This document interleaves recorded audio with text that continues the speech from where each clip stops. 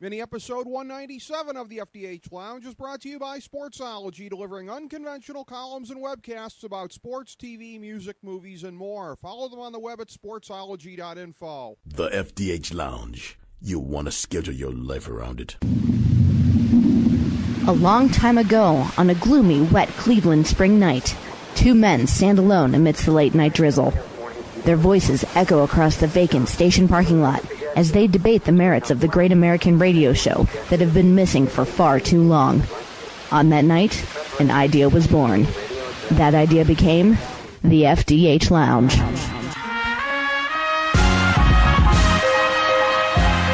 Welcome to the FDH Lounge. Hello, everyone. Welcome to FDH Lounge mini episode number 197. We've got two FDH Lounge original dignitaries today. First of all, me, Rick Morris, and we've got also on the phone lines with us Nate Noy. We're going to be reprising what we did for mini episode number 152, which was taking a look at the Breaking Bad Season 5 series.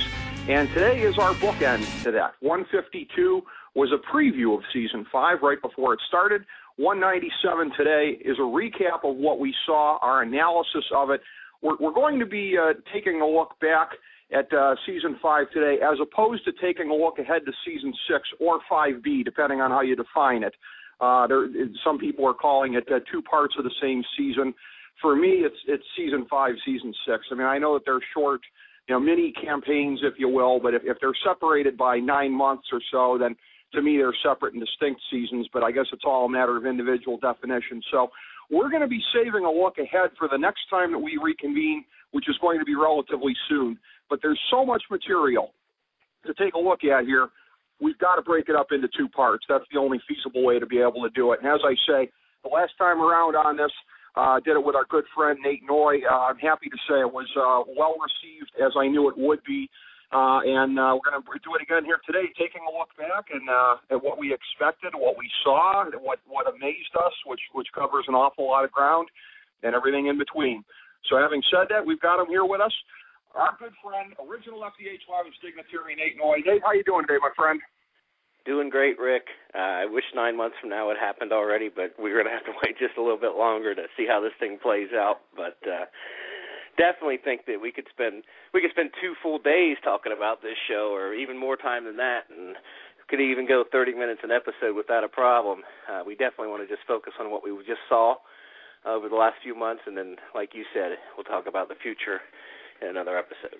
So we'll be doing that relatively soon, yeah. And you and I could conveniently put this under the rubric of show prep, but yeah, how many hours have you and I spent breaking down what we've seen recreationally? And yeah, I guess you could say for the course of something like this here today, but something that we'd be doing without these microphones anyways, for as much as you and I love the show and really got into it. And right off the bat, we were told to expect the unexpected when they were dropping some of the hints last summer that episode 1, season 5 was going to have a few twists to it, that it was going to be a little bit more lighthearted in some ways than the end of season 4, which was, of course, the climax of the grim showdown between Gus and Walt. And indeed, you did have the Magnet Caper, one of my favorite recurring actors on the show. The large cast of people that pop in and out is just so great. The junkyard owner, who I think also played the fake Kramer back on Seinfeld back in the day. That guy's awesome. So you had that. You had Ted not being dead. You had a couple of twists right off the bat there, Nate, and we were kind of wondering how they were going to be tying up the loose ends from season 4. Walt was smart enough to throw out the poison plant from the backyard, but those guys ended up back in touch with Mike. Episode 1 really kind of just started us off in great fashion, and with a cold open that really confounded us.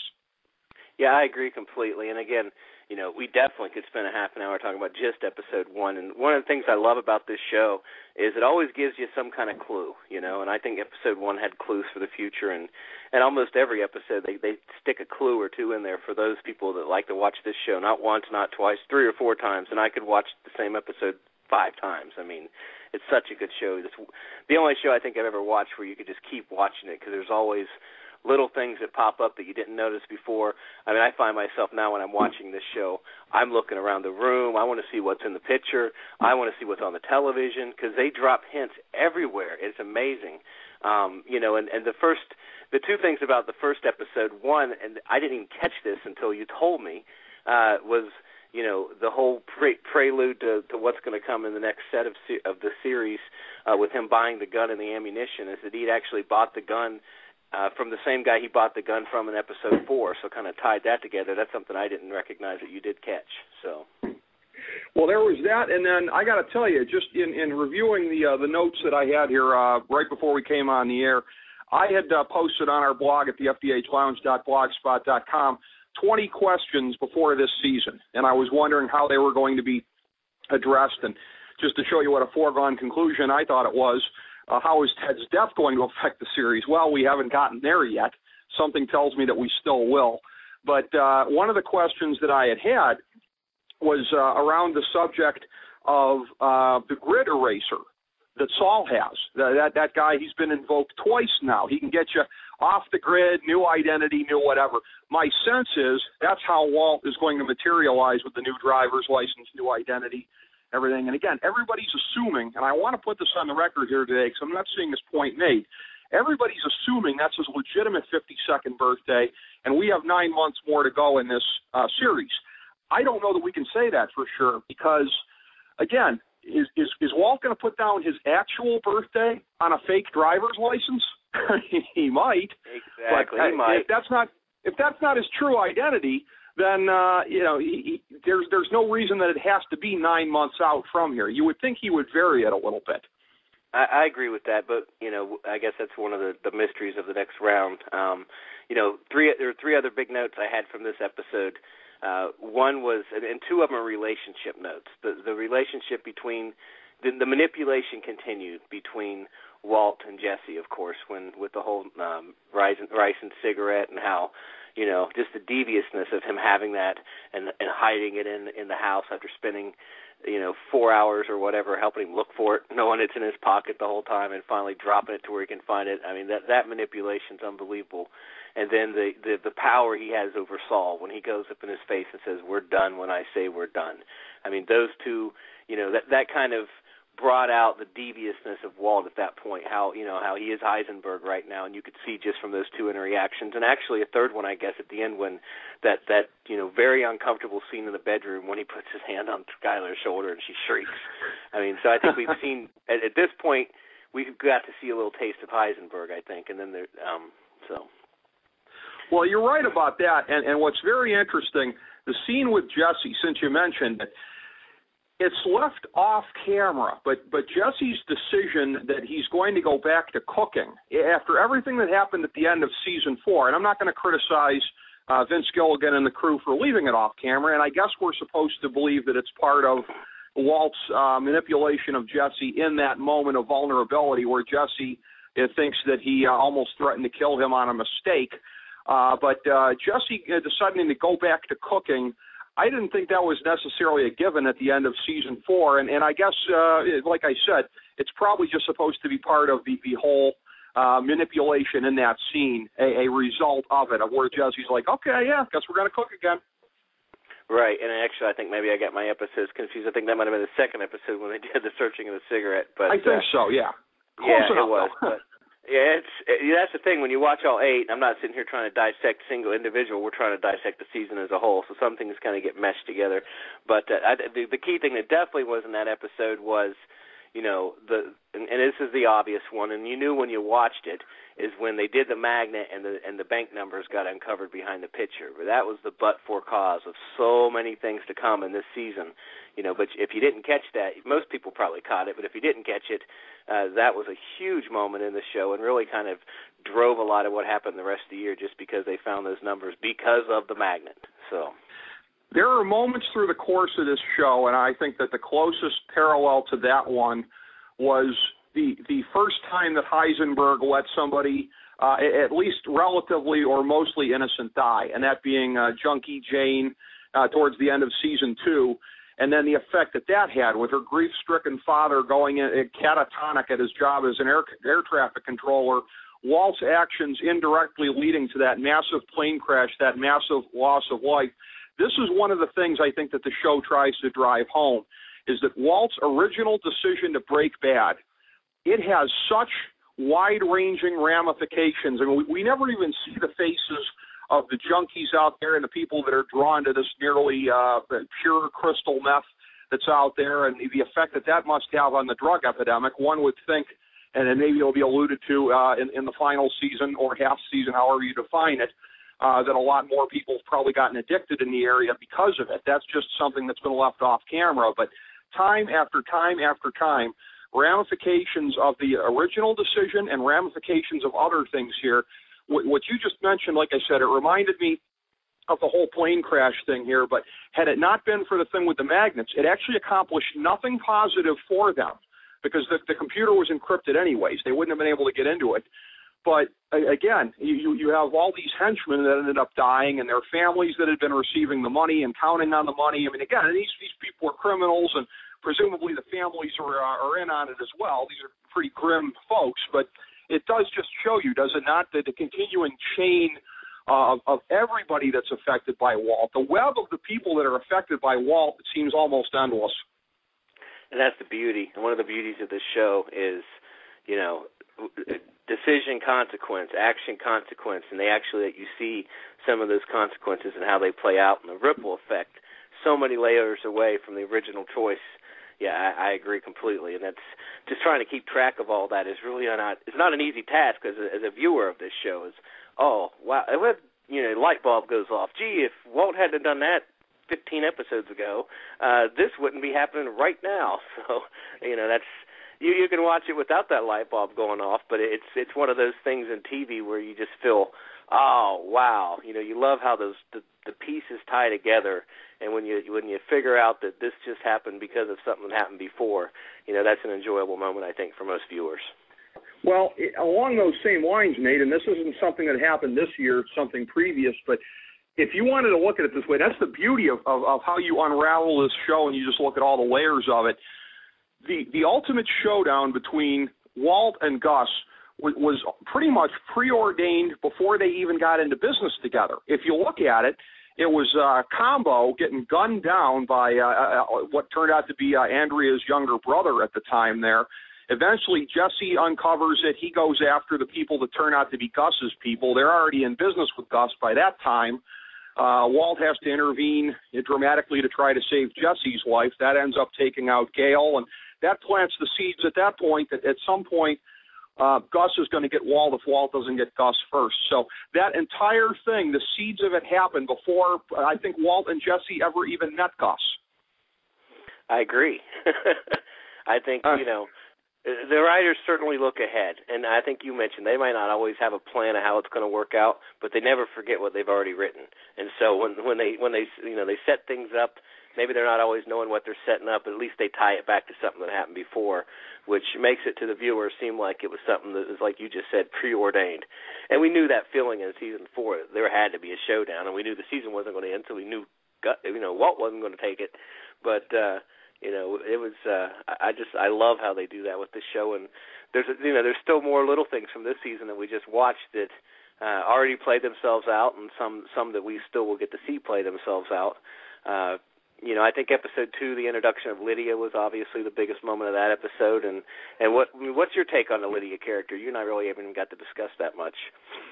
Well, and by the way, as far as it goes with Lydia, if you remember back, I don't know if it was season 3 or season 4, but when they were bringing the Los Pollos Hermanos to the front, and they ran, I think it was a cold open. It was a commercial for them.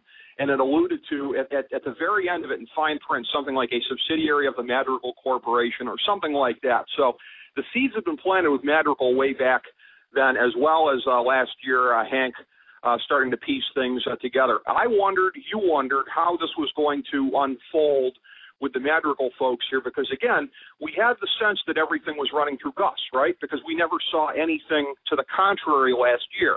It turns out that the henchmen were basically assembled by Mike, which makes sense, but they hadn't alluded to it at the time, so those were people. And, oh, by the way, for as much as Mike always threw it back in Walt's face, that Walt killed Gus. By the way, Walt also took out a couple of Mike's henchmen also. Interesting that Mike didn't ever think to mention that. But we wondered how this was going to come about. And I was a little bit kind of dubious at the outset. I mean, I trust the writers, as you do.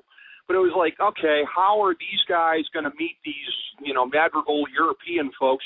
Well, it turns out that Mike and Lydia had basically been in Gus's inner circle together. And that times in season 4, when Gus kind of shut out Mike, was kind of like, I got this, don't worry about it with the cartel, whatever. Well, apparently Mike was a little more a part of the inner circle than we thought. Through that, he met Lydia, so that explains how that came to be. She's a very interesting character, obviously very greedy, obviously very amoral in that sense. She has, her one vulnerability, as a lot of the characters do, and maybe a somewhat redeeming one, how she cares for her young daughter. She's a single mom, but an interesting character, so greedy and yet so fearful for her life at various points in time, somebody so easily spooked, and somebody who, even while she's fearing for her life, can switch back into negotiation mode a minute later about how she's going to get paid once this thing wraps itself up. So, I love very, that. very interesting, multi-dimensional character, don't you think? I love that about the character, and it's not a normal person. I mean, usually somebody that greedy is very grandiose and thinks that the world can't touch him. But you're right, she's the complete opposite. She's paranoid. She thinks everybody's out to get her. But at the same time, she's one of the most greedy people willing to bend or break the laws any way she can to make it fit for her. So an interesting dynamic was added with her to the show. Be interesting to see. Again, we're not speculating about next year, but is Walt done? If he is, where's Lydia fit in? That kind of stuff. And in the next episode, I think the key takeaway from that episode was near the end when they split up the money, and again, kind of, giving us foretelling of what's to come. Walt makes the comment about, sometimes people overstep their bounds and you have to get rid of them. So at that point, we knew Mike's days were going to be numbered, I guess. Yeah, they've been teasing that all season long, no question about it, and it was starting to plant seeds in Jesse's head. The only thing that I found here, I don't want to make this sound like I'm criticizing the writers, because I think, if anything, they played it more true to real life. Real life doesn't always wrap itself up in a neat bow, but the whole thing about Walt and Jesse coming to a head, well, we already saw them beat the crap out of each other towards the end of last year. Now, that was a thing where Jesse came out on the winning end of it. And again, Jesse was led to believe subsequently, okay, well, that was all a mistake. Gus was pitting us against one another. So the whole thing this year of Jesse kind of slowly getting the blinders off towards Walt, there's a little bit of, didn't we see this already? I don't want to criticize them for that. And it's, like I said, it's probably truer to real life, because things don't always progress in a straight line. Sometimes it's a little bit jagged, but it's enough to make you wonder, as Jesse's getting the blinders off, if Walt's going to be able to bamboozle him again. Even towards the end of the season, I think I was wondering that. Yeah, that again, that's one of the there's so many things in this show that you look at and, well, wow, that's the key to the show. Wow, that's the heart of the show. Yep, that's the heart of the show. But one of those 8 to 10 things that you say is the heart of the show, or I think is the heart of the show, really is that dynamic between Jesse and Walt. And watching that unfold and watching how that's changed over time, and how, at one point and at many points, Walt completely controls Jesse, manipulates him, and now over the course of this end of this last season, we've seen Jesse kind of break free and make up his own mind and stand his ground against Walt, which is something that I didn't even think we'd ever see come. So we're starting to see that happen, and we wonder, is there any way? And again, we don't want to talk about next year, but is there any way that can flip? That Jesse maybe in the end I don't think he will have any control over Walt, but at least I think he's back on somewhat equal footing, and not just the guy that gets manipulated at every turn.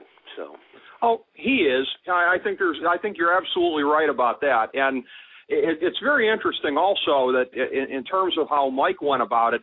Again, he was forceful in exerting himself on the money and how things were going to be done, but the flip side of Mike's whole sense of honor among thieves, and this is how we do it, this is the way that the life goes, is that in a sense that presented a real vulnerability towards Walt, because he was allowing things to go to a vote. That was how Walt met Lydia in the first place. Okay, well, they were going to vote about her fate, rather than Mike just taking matters into his own hands and taking care of things there. And then subsequently, I think Mike showed a real vulnerability towards Walt, having beaten the crap out of him, knowing that he could physically exert his will over Walt. In the end, Mike underestimated Walt. And you could kind of see it coming. You could kind of see that as much as Mike thought that Walt was an evil and malignant force, that didn't necessarily translate to danger for himself so long as he stayed wary of him. And then in the end, things didn't work out so well for Mike because of that underestimation.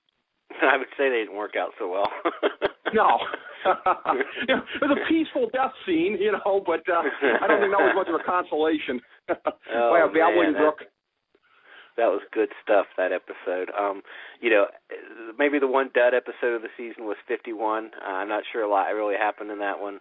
I guess maybe one of the takeaways was when near the end, and Walt had gotten the watch, he told Skylar that, the person that gave me this watch wanted me dead too. So, and they played out that she wanted the cancer to come back and wanted him dead.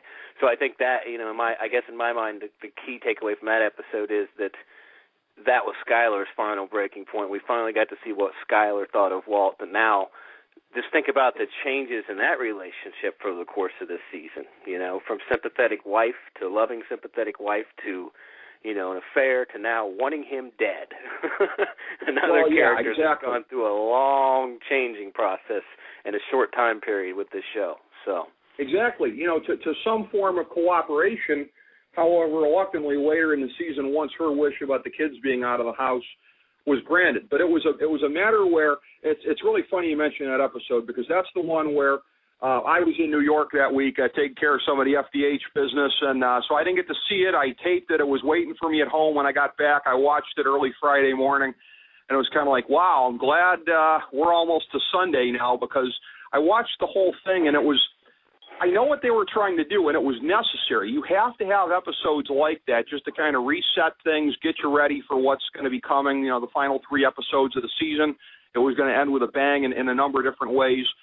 But it doesn't mean that makes that individual episode so enthralling. Not every episode can be if you're trying to do a series like this. So I was like, okay, I can't wait for the good stuff on Sunday again. This must mean the next one's going to be really good. So I didn't fault them for it, but those are the ones that don't leave you as excited when you're done. But we were coming to ones at the very end there with the methylamine. I think the next one, the very next one was the train heist, was it not? Yeah, they certainly bounced back, because that's the only episode you're right. Every once in a while, in almost every show, there's got to be a down episode, and that was the one. It wasn't. I talked to you after you got back from New York, and I didn't see it till late in the week either, and I'm like, boy, am I glad there's another one. But then, as soon as I watched the next one, I'm like, I can't believe I got to wait another week for the next one. It was so good. It was so good. It was probably the second best episode of the year. I think the finale may have been the best, but you want to talk about this one for a minute with the whole methylene scheme? I mean, it was a phenomenal episode. Oh, it was. It truly was. Just where they went with that as far as how the methylamine was to be extracted and getting out of that train and planning it and everything that went along with it. And when we get through the 8 episodes of the season, one of the things I want to get to is the notion of the bookends through the season here, and we'll talk a little bit more about that at that time. This was a bookend to the magnet caper in episode 1 of the season. And both times something went wrong. We talked about that as far as the first one, that the names came out of the picture frame and put them on the trail of Gus's henchmen. This time around, a young boy ends up eating it at the end here, something that was just really, really shocking. And I guess I had given you the inadvertent spoiler. I don't even remember what I said, but merely that what I think I said that what you saw of the kid in that episode would come back at some point. You happened to hear the train whistle. You said the first episode doesn't really fit in, but pay attention. So, man, I was paying attention like you can't imagine. I mean, everything, looking at the dirt, looking at the kid. I'm like, what am I missing? I'm like, oh, man, they're not just going to, have something kill this kid right now, or they was scared almost. And then I heard this train whistle. I'm like, train whistle? And then about 25 minutes into the episode, they start talking about a train. I'm like, oh, boy. Yeah. So... See, I didn't even hear the train whistle at first. Yeah, but that was it's interesting. Yeah, that you can give somebody and that happened with me and with Kyle Ross with breaking or with Mad Men this year. Sometimes you can give somebody a spoiler without even intending it. The other thing, though, is as far as bookends go for this one, and we might as well just get this particular pair of bookends out of the way since we're talking about this now, is the inclusion of, as I said, the extra members of this wonderful cast that they have. You had the junkyard owner who was part of the Magnet Caper, and I forget the guy's name, but he's played by comedian Bill Burr, and he's brought in whenever they need like a flim-flam man for any kind of thing.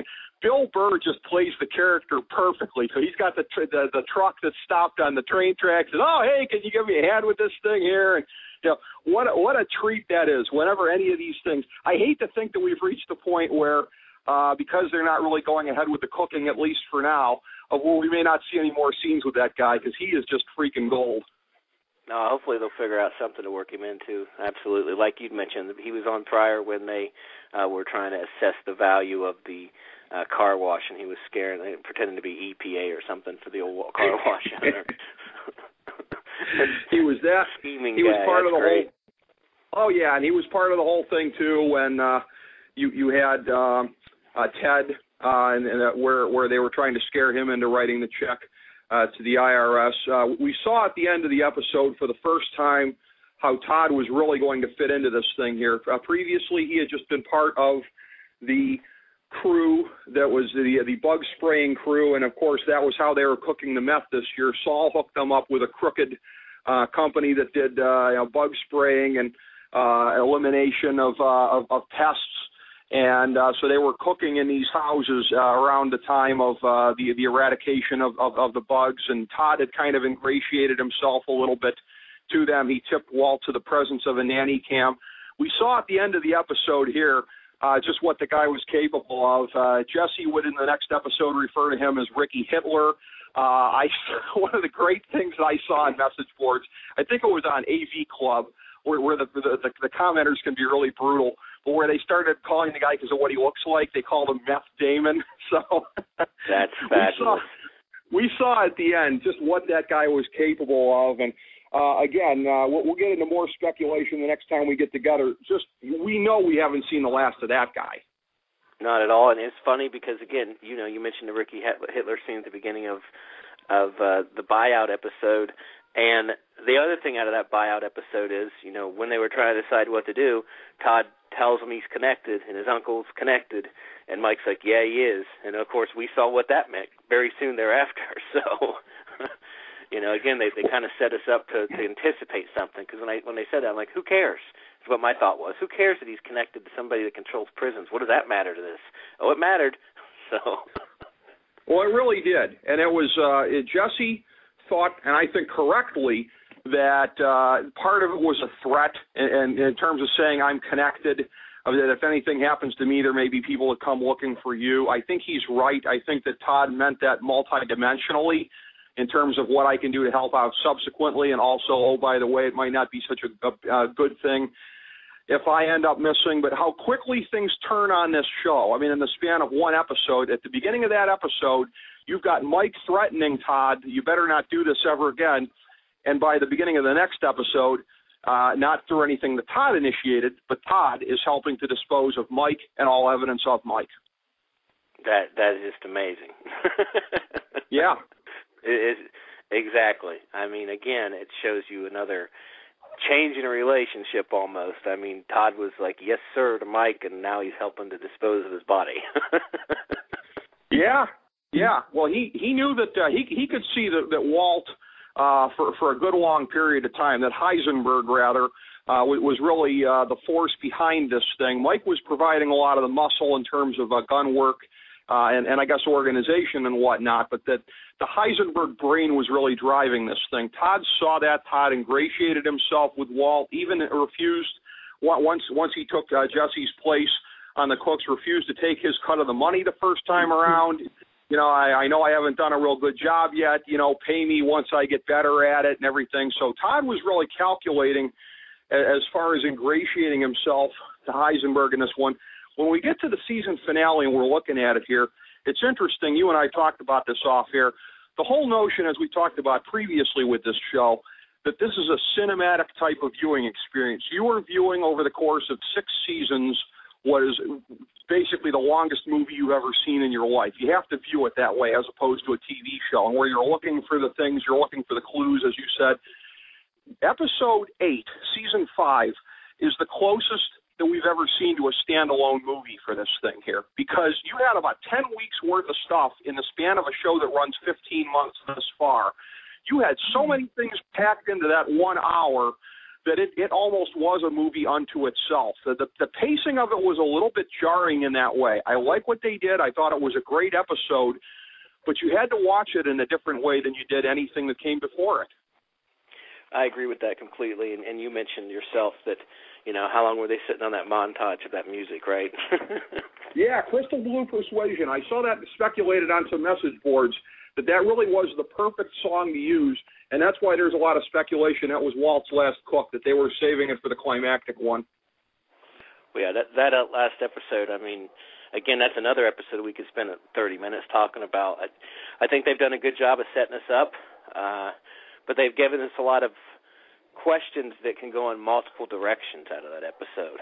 So they have, and it's interesting too. And again, I'm not going to go so far as to make a criticism in terms of pacing, because it's not quite that in my mind, but it's just something I want to point out as being slightly jarring. It was, I think, episode 6. Walt says to Jesse, I'm in the Empire business. And then in episode 8, he's ready to walk away from it. Now, in the time in between, Walt amassed a good, one of the biggest chunks of money I think we've ever seen illustrated on TV, something that's bigger than a king-size mattress and stacked way up off the floor all the way around, an inhuman amount of money that had been amassed in that period of time. But it goes to show you, in the course of less than 3 episodes, that Walt went from, I want to build an empire, to, okay, all right, time to take my gold watch. I guess I built my empire. Exactly, and I think, they had to do the fast-forward thing, because how else could we get the concept of how much, you and I talked about this.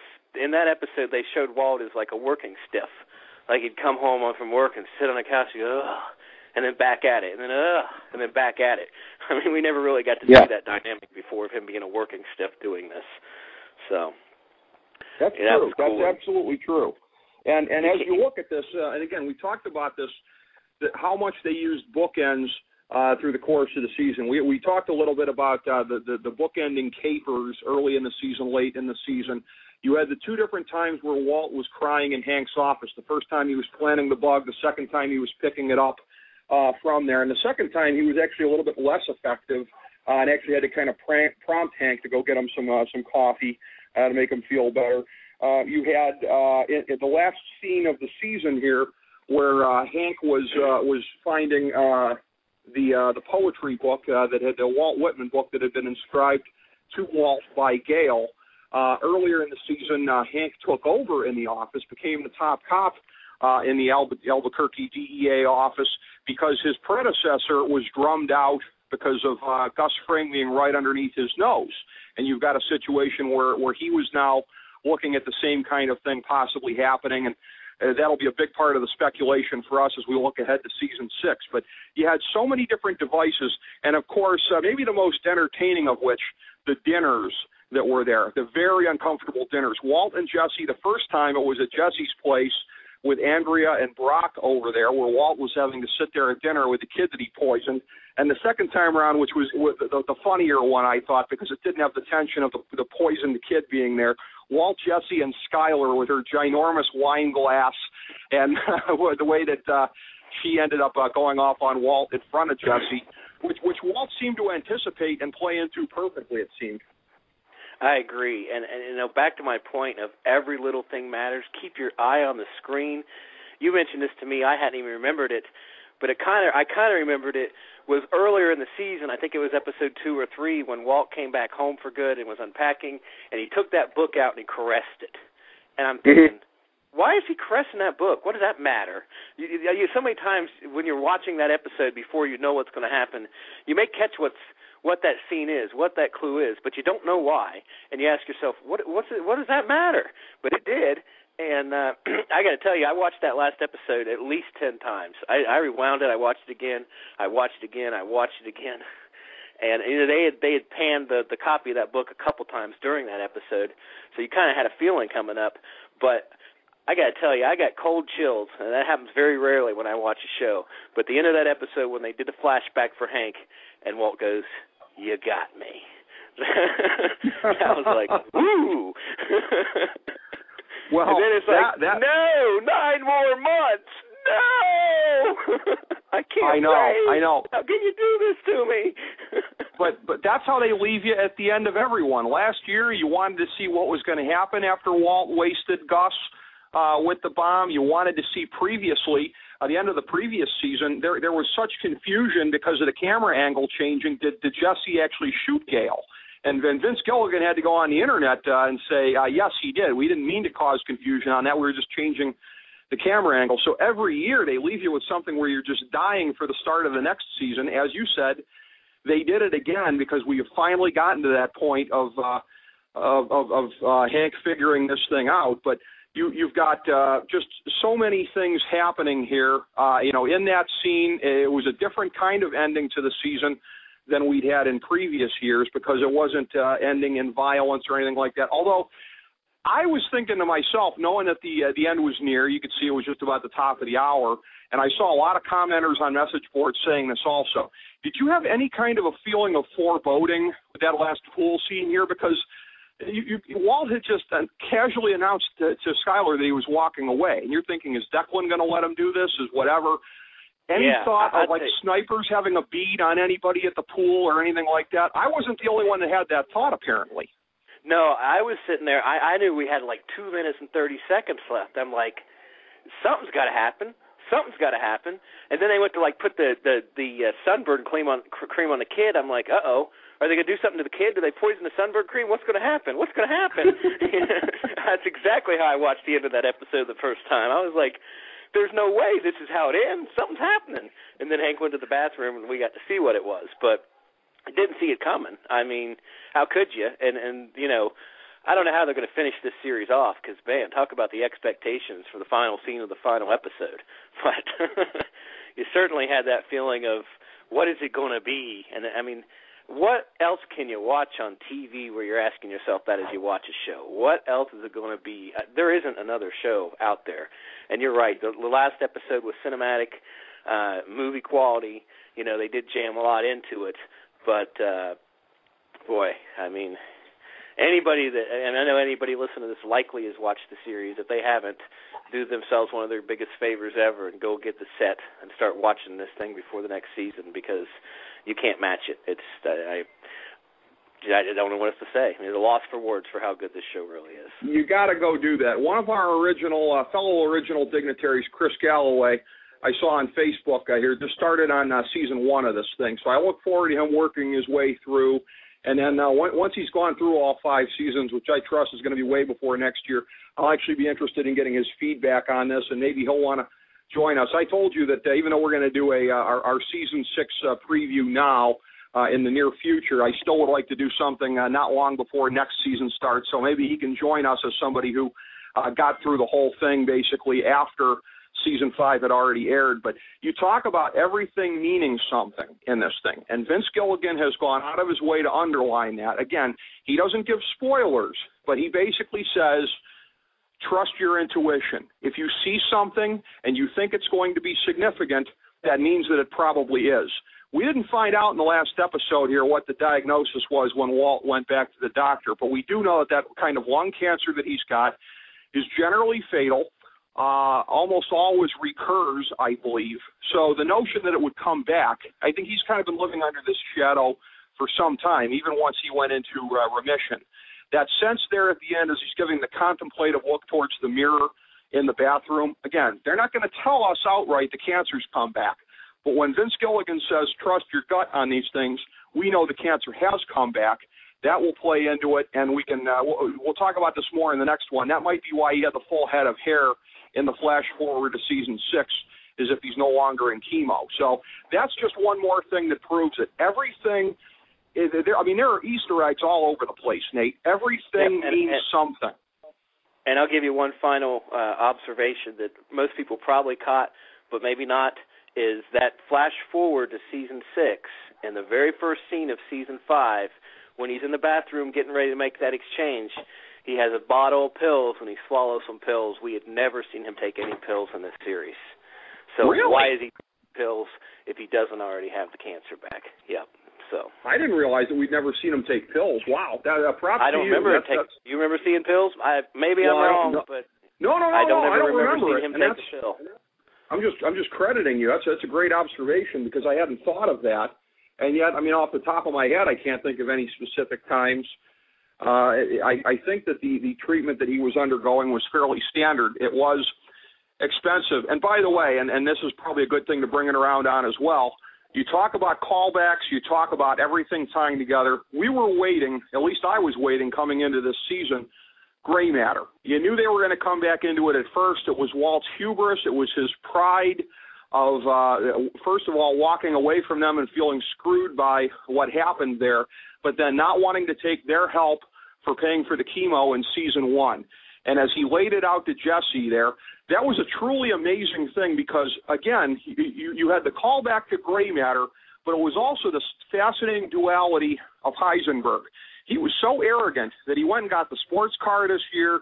He got he was wearing the fancy watch from Jesse. He was almost kind of flaunting it a little bit, and yet he could still reduce himself when he needed to trying to get Jesse to feel sorry for him to manipulate him and trying to get Hank to feel sorry for him to manipulate him. That kind of back and forth between Heisenberg's control and losing control because of the overweening ego was every bit as fascinating to me as the gray matter callback.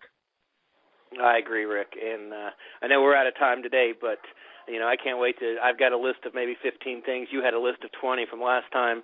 It's going to be hard to squeeze in our look ahead for next year into a 30-minute time period, but I look forward to the next time we get to talk about this show with the focus on what's coming up. So. We're going to do that, yes. That's going to be in the very near future that we're going to do that, and we're going to work out some kind of format that wouldn't be entirely duplicative of that to reconvene right before Season 6 or 5B, however you define it, starts airing next summer. Are you on the same page with me, Nate, that it's Season 6? It is absolutely Season 6. And I guarantee you that when they sell Season 5 box set of DVDs right before Season 6 starts. No way they're not going to take advantage of selling those DVDs. So, to me, it's Season 6. Absolutely. If you're going to charge me money... Did it. Well, under similar circumstances, Entourage actually had the nards to sell a Season 3 Part 1 and a Season 3 Part 2. So it's very possible they may brand it the same way with Breaking Bad. Who knows, Nate? Well, they could brand it that way, but if I got to pay money twice, 2 different times to get the whole season, then it's not one season. I'm sorry. I would agree with that. And again, much like the last time that we convened, something really, really, really great for the listeners. Nate, thank you so much for being a part of this here today. Look forward to looking ahead to Season 6 with you sometime soon. Fabulous stuff, Rick. Same here. I can't wait to talk about this again. Thanks again.